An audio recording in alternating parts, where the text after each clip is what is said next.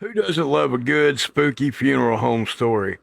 Tonight I'm talking about the Broadwell Funeral Home in Claremont County, Ohio. Now, this is right on the western edge of Appalachian, Ohio, in the Ohio River Valley.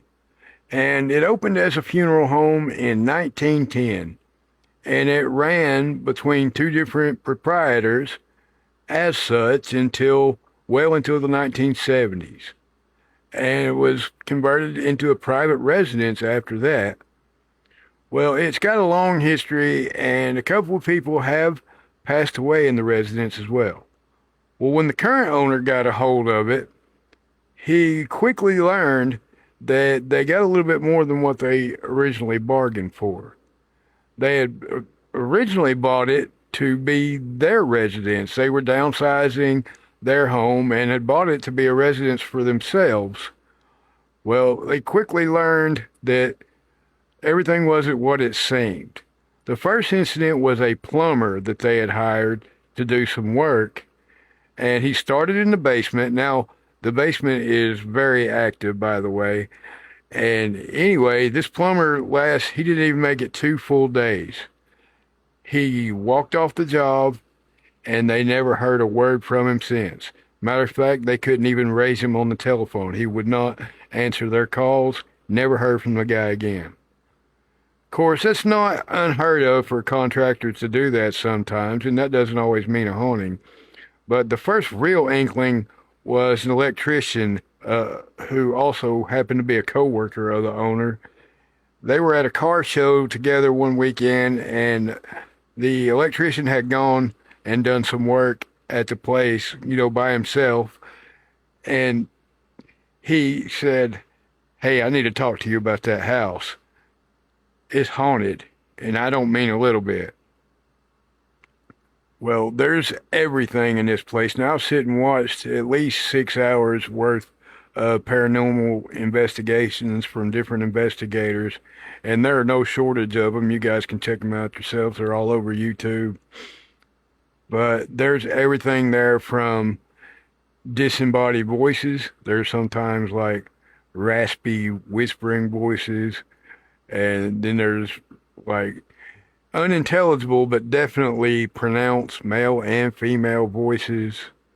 There's a rocking chair that rocks by itself. I've seen the lights turning off and on by themselves. I mean, it has the classic, every telltale sign of a haunting, knocking, walking, footsteps. It's got it all. And in the basement is where people have actually been physically touched, like pushed or hair pulled, that kind of thing. So there's a entity down in the basement that is not particularly friendly by all accounts, and especially not towards women. Now, like I said, they had bought this to be their private residence, but the wife quickly announced that she's not even setting foot in the house. So what their plans is to turn it into a haunted bed and breakfast. But right now they do, allow tours, and you can book tours and investigations with them. They have a Facebook that you can check out. So I did try to contact him directly. I haven't heard back from him, but there's no shortage of information about the place. But I think one of the most interesting stories that I heard out of the place was that the owner one night, the local law enforcement showed up at his house about 10 o'clock at night and said that people had called and reported seeing people in the house, you know. Well, the owner said, "Has the alarm been tripped? I don't have any notification here of it on my end. Are the sirens going off up there?" Like, "No, there's no sirens going off, but we still need to go check it out." So him and this officer proceed to go to the house. He unlocks it, and all the doors are still locked up tight. There's no broken windows or no access points, and they do a sweep of the entire house together, and there's nothing there. So he says no sooner than he got done with that, and locked it back up for the night and went back to his house.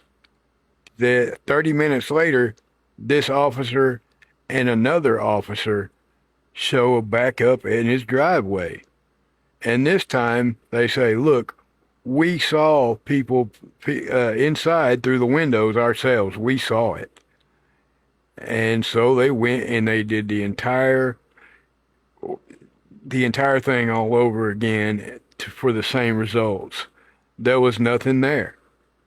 And he says that since then, the sheriff has even been through to do one of the paranormal investigations, and he has a whole different outlook on the paranormal now. But that's been Jay's Haunted Appalachia for tonight. Keep sending me those stories and suggestions, y'all. And Beth, I told you I'd get around to a funeral home story for you. I've been working on this one for a few days. I was just giving them another day to answer me back, but they never did. But anyway, like I said, keep sending in those stories and suggestions, y'all. And I hope you all enjoyed the story for tonight. Keep Appalachia haunted.